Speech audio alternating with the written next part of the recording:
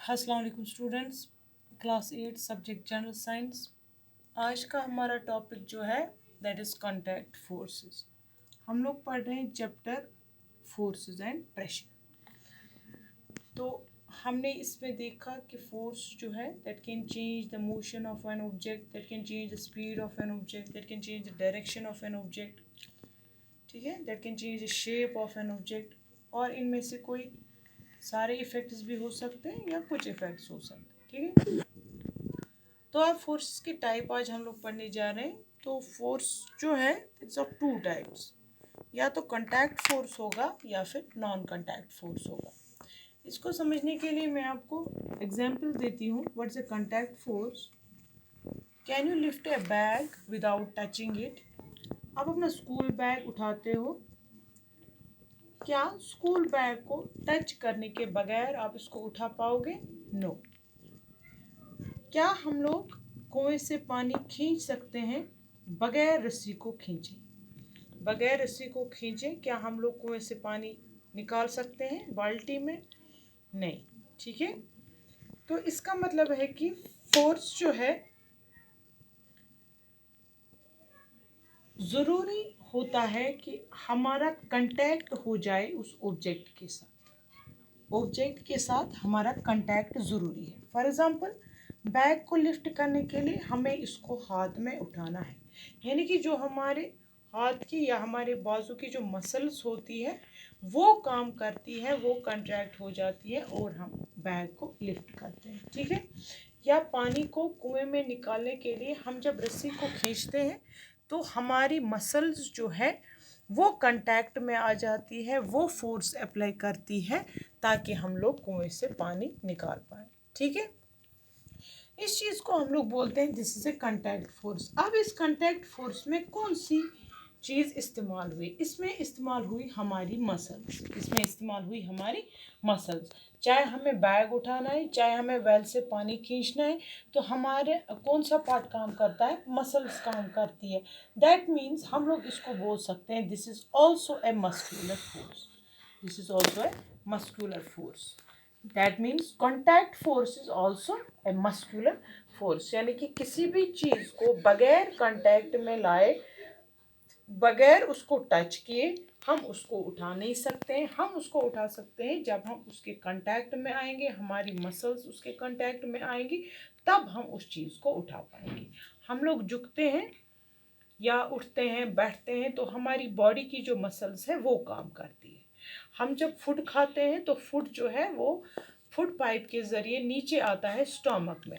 अगर food pipe की muscles जो है वो कंट्रैक्ट रिलैक्स नहीं हो जाएंगी तो फूड जो है वो फूड पाइप से नीचे स्टमक में नहीं आएगा, ठीक है। That is a muscular force, यानी कि हमारी फूड पाइप की मसल्स जो है वो काम करती है।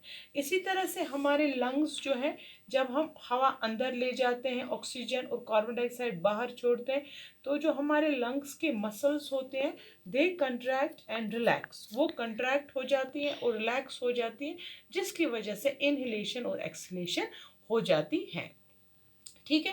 This is a muscular force and it is also a contact force, ठीक है। विदाउट कंटैक्ट हम कोई काम नहीं कर सकते हैं, कोई बैग नहीं लिफ्ट कर सकते हैं, पानी नहीं निकाल सकते हैं, हमारा फूड पाइप के ये स्टमक में नहीं जा पाएगा जब तक ना हम लोग उस पर क्या अप्लाई करेंगे?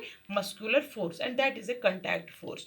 आप लोगों ने देखा होगा कि बहुत सारे एनिमल्स जो हैं they use also contact force. For example, घोड़े होते हैं या फिर बैलगाड़ी चलाते हैं हम लोग, तो जानवर जो है वो अपनी मसल्स का इस्तेमाल करते हैं लोड को एक जगह से दूसरी जगह ले जाने के लिए। जैसे आप लोग देखते हो कि बैलगाड़ी में हम लोग डालते हैं सामान और जो आगे के दो बैल होते हैं वो खींचते हैं बैलगाड़ी को, तो खींचने के लिए उन वो कौन सा फोर्स इस्तेमाल करते हैं? वो अप्लाई करते हैं ऑन द मस्कुलर फोर्स, ठीक है। इसी तरह से घोड़े वगैरह टांगे पे आप लोग देखोगे कि पैसेंजर वगैरह जो है वो पीछे बैठते हैं और घोड़ा किसको खींचता है? वो टांगे को खींचता है, और टांगा जो होता है वो घोड़े के साथ अटैच होता है, ठीक है, उसको बांध के होता है उसके साथ। That means there is a contact between the horse and the tanga. जब हॉर्स और टांगे के बीच में कंटैक्ट होता है उसको हम लोग बोलते हैं that is a muscular force, यानी कि यहाँ पर एनिमल की मसल्स इस्तेमाल होती है, वो अपना मस्कुलर फोर्स इस्तेमाल कर रहा है, and that is contact force. Without contact, हम टांगे को अलग छोड़ेंगे, घोड़े को अलग छोड़ेंगे तो वहाँ पर टांगा चलेगा नहीं, क्योंकि उसको उसके साथ कंटैक्ट ज़रूरी करना है ताकि जो एनिमल है वो अपना मस्कुलर फोर्स इस्तेमाल करे और वो लोड एक जगह से दूसरी जगह ले जाए। तो इसी तरह से दूसरी एक एग्जांपल मैं आपको यहाँ पर दूंगी कि जब भी हम किसी बॉल को किक करते हैं, फॉर एग्जांपल हमने बॉल को किक किया, ये ग्राउंड पे चली for example this very distance, ठीक है, बॉल यहाँ तक पहुँचते पहुँचते रुक गई, बॉल यहाँ तक पहुँचते पहुँचते रुक गई। तो मैंने आपको पहले भी पढ़ाया है कि which force let the ball to stop, कौन से फोर्स ने बॉल को रोका, here is a frictional force, here is a frictional force. जहाँ पर मैंने आपको बताया था फ्रिक्शन के चैप्टर में कि फ्रिक्शनल फोर्स की वजह से ये बॉल जो है मोशन से किस में आ जाती है, रेस्ट में, क्योंकि हमने जो फोर्स अप्लाई किया वो बॉल को, जो मैंने आपको कल भी पढ़ा, it can change the motion of an object. तो बॉल जो है फॉर एग्जांपल ये डिस्टेंस ए से लेकर बी तक गई, ठीक है, जब हमने इस पर फोर्स अप्लाई किया ये रेस्ट से मोशन में आ गई, जब रेस्ट से मोशन में आ गई कुछ देर जब ये चली तो वहां पर ये रुक गई।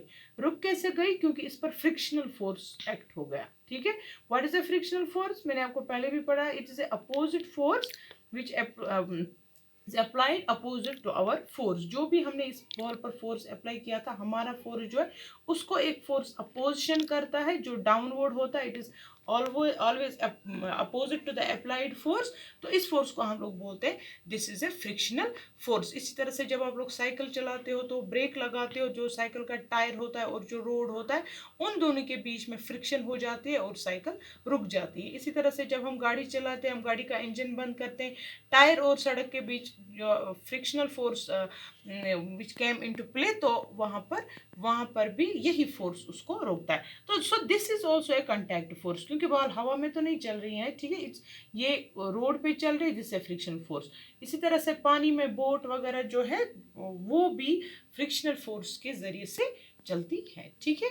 तो कल हम इंशाल्लाह इसी टॉपिक को कंटिन्यू करेंगे, तब तक आप लोग ये सारी एग्जांपल्स लर्न करोगे। अल्लाह हाफिज़।